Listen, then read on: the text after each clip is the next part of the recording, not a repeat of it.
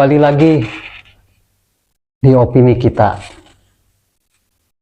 Hari ini ada yang sedikit menarik, makanya mau bahas, yaitu MBG, makan bergizi gratis. Yang menariknya apa? Kemarin Selasa pagi, Mahkamah Konstitusi menggelar sidang gugatan dari pihak masyarakat terkait MBG, makan bergizi gratis. Hakim menghadirkan pihak dari pemerintah yang diwakili oleh Kementerian Keuangan dan DPR, tentu saja perwakilannya. Dalam sidang ada yang sedikit menarik bagi gua, karena 3 majelis hakim mempertanyakan agak sedikit berbeda. Satu, Hakim Daniel mempertanyakan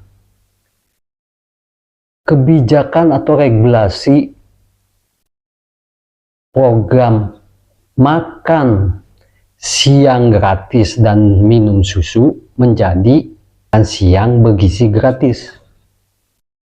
Nah, perubahan tersebut dipertanyakan sama Hakim Daniel. Nih, lihat videonya. Bagaimana proses dan pengesahan, ya, kemudian mengapa nomenklatur makan siang gratis itu dan susu justru diganti dengan MBG? Karena ini saya lihat ini sebenarnya kan mewujudkan visi misi program presiden terpilih biasanya. Saya kira itu dari saya. Terima kasih yang mulia.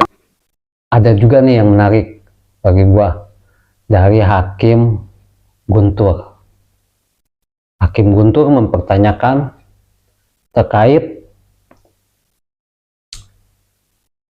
makan bergizi gratis, kenapa harus memakai anggaran pendidikan sebesar 30%?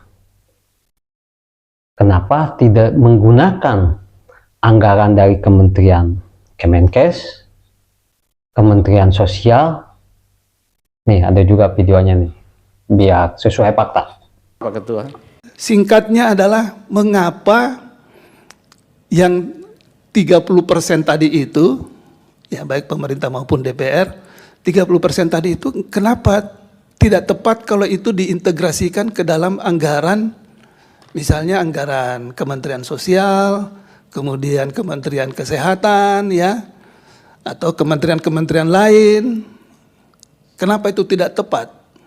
Ya, kenapa harus dia dimasukkan dalam anggaran pendidikan?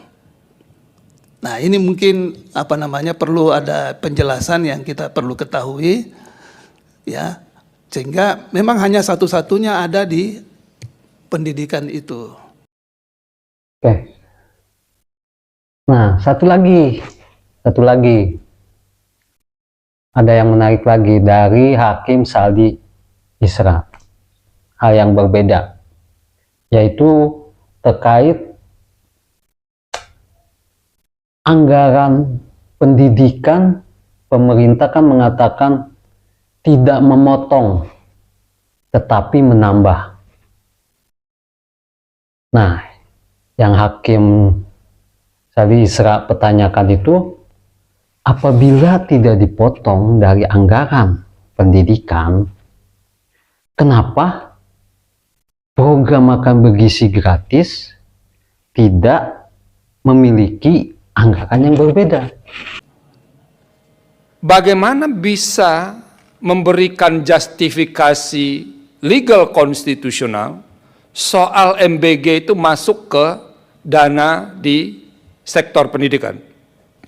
Yang kedua, Pak Dirjan dan Pak Wayan, kami perlu juga diberi argumentasi yang kuat.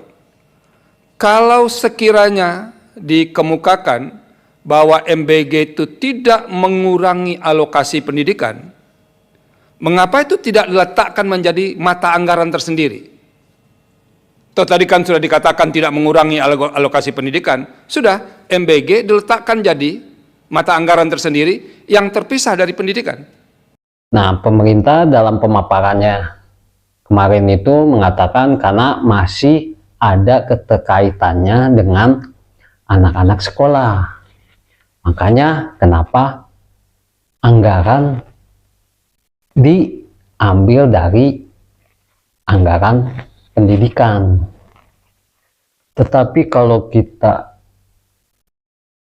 lihat yang jadi polemik di masyarakat itu kan terkait anggaran pendidikan yang dipotong. MK juga sempat menanyakan di dalam sidang, kenapa harus dipotong dari anggaran pendidikan?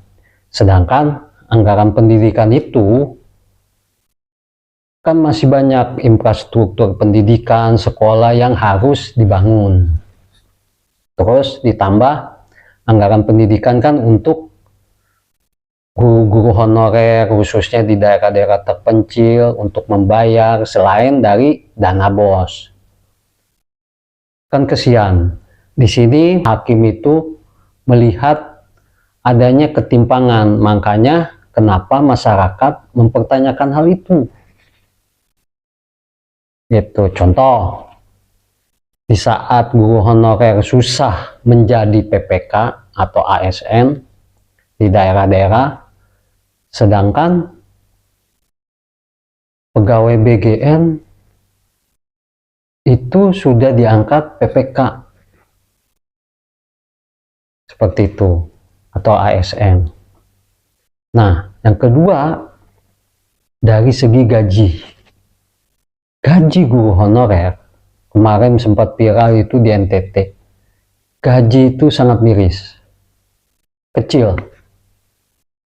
Nah, dibandingkan dengan gaji dapur MBG, luar biasa, jauh.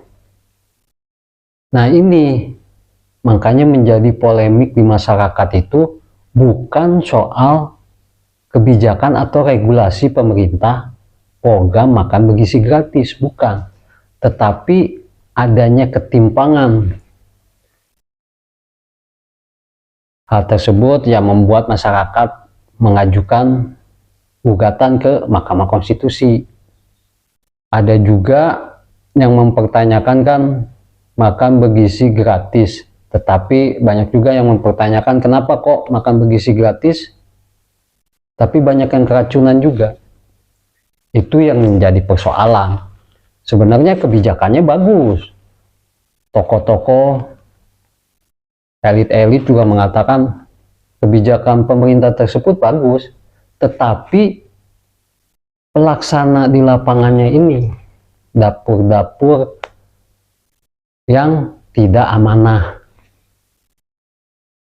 untuk masyarakat atau ya siswa-siswi lah, seperti itu. Makanya kita tunggu sidang berikutnya. Kalau gitu gua pengen lanjutin dulu nih nulis skripnya. Sampai ketemu lagi di opini kita selanjutnya dengan informasi yang berbeda.